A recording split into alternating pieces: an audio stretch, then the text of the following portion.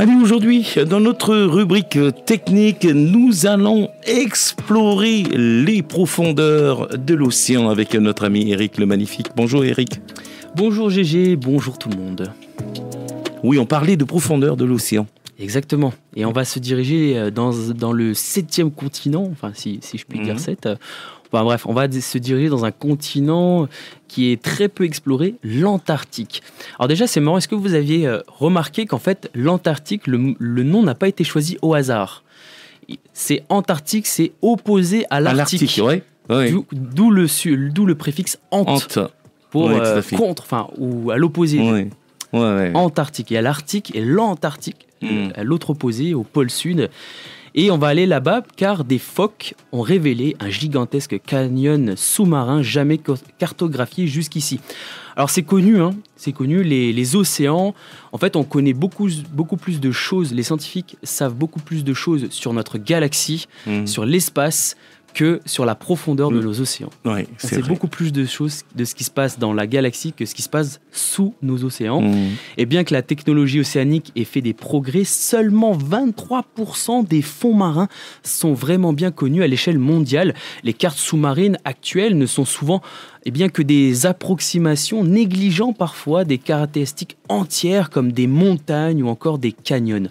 Et la région autour de l'Antarctique en particulier demeure largement inexplorée en raison de son éloignement et des contraintes liées à la glace, laissant d'importantes zones marines et continentales insuffisamment étudiées. Et donc la cartographie précise des fonds marins près de l'Antarctique qui revêt une importance cruciale tant pour la recherche physique que biologique. Par exemple, la topographie sous-marine influe sur le débit des glaciers, impactant les pertes actuelles et futures de la glace. Identifier aussi les creux au fond marin aide à déterminer la direction des courants profonds, influençant la fonte des glaciers.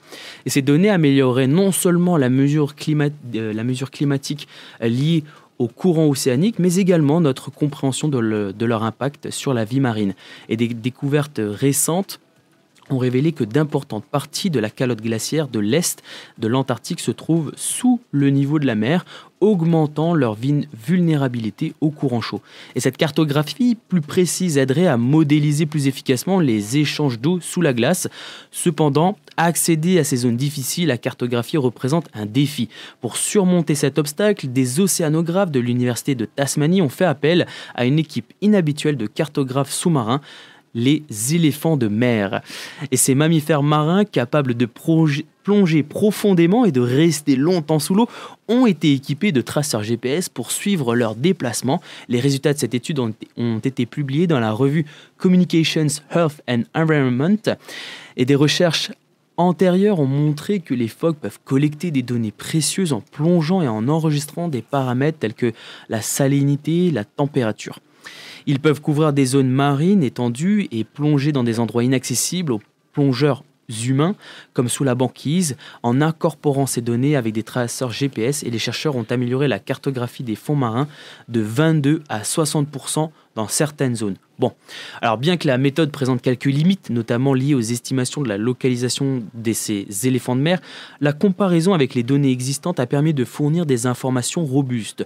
L'étude a révélé que les éléphants de mer ont plongé plus profondément que ceux que les cartes antérieures suggéraient, mettant en lumière un canyon jusqu'alors inconnu au nord-ouest du glacier Vanderford.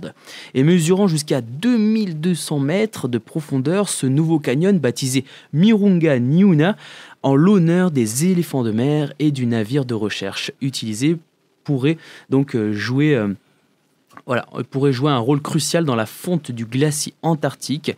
Les futures recherches devraient se concentrer sur des moyens plus précis de suivre le déplacement des phoques afin de surmonter ces limites.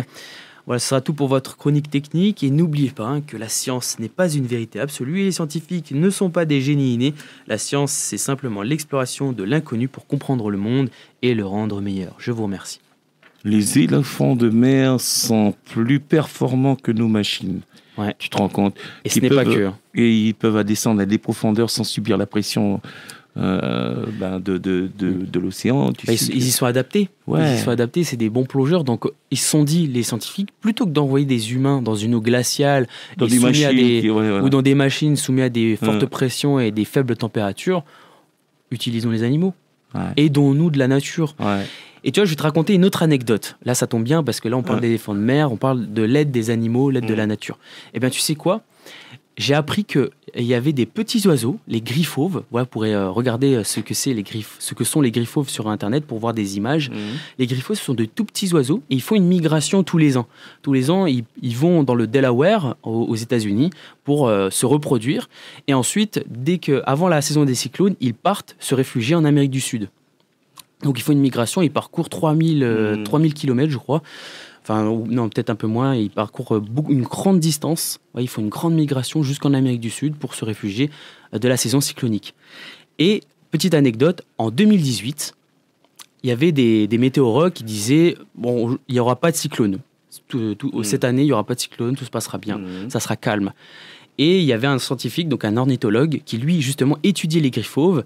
Et lui, il avait des données qui divergeaient. Il disait, non, justement, cette année, on va avoir en fait l'exact opposé. Non seulement il y aura des cyclones, mais en plus, ils seront catastrophiques. Ouais. Parce qu'à cause des données des griffauves. Et en fait, ce qu'il avait observé, c'est que les griffauves sont partis beaucoup, ils se précipitaient pour partir en Amérique du Sud beaucoup plus tôt que d'habitude. D'habitude, ils partaient plus tard. Et là, ils sont partis beaucoup plus tôt, en juin. Donc, avant juin. Mai-juin 2018.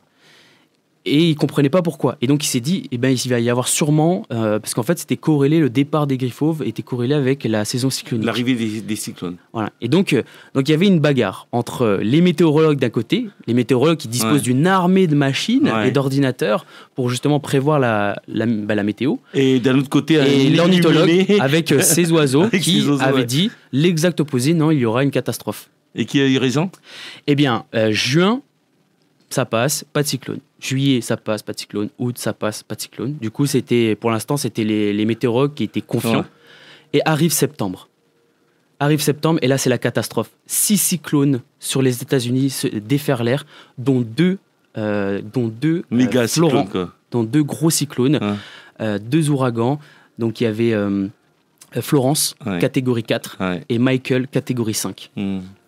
L'épisode le plus catastrophique des États-Unis.